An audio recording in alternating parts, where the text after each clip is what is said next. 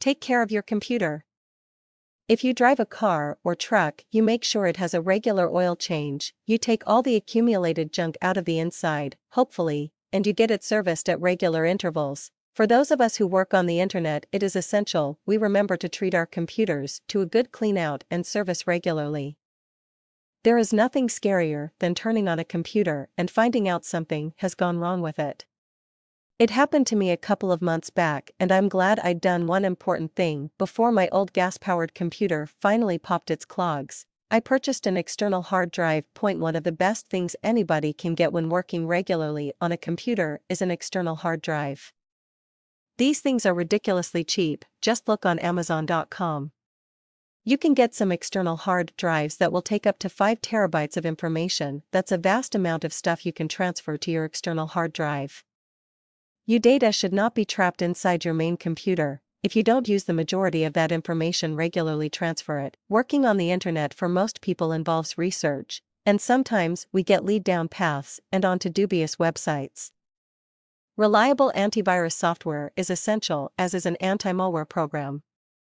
The antivirus software I use warns me when I'm about to go into enemy territory, so consequently, I don't die. It is so frustrating when your trusted computer starts to run slowly, but very often you can cure some of the sluggishness by regularly running system cleanups. Disk cleanup will remove lots of the temporary files your computer no longer needs, and other little bits of programs that are no longer required. Check to see if you need to defrag your hard drive once a month. This will also help to keep your computer running efficiently. I'm always downloading stuff, and it's a good idea to check periodically what programs you do have and whether you have actually ever used them.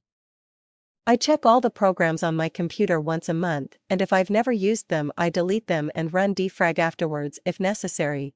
If your computer is older and has started making odd noises, then it may be the beginning of the end. Luckily, I downloaded all of my files and programs onto an external hard drive long before it finally gave up the ghost. That external hard drive was probably the best $20 I've ever spent.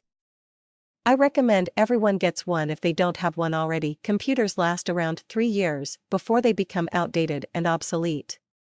With some TLC, and planning your computer should last a lot longer than 3 years, but remember none of your files will last 30 seconds if something goes seriously wrong, and it may cost more than the price of an external hard drive to recover those files.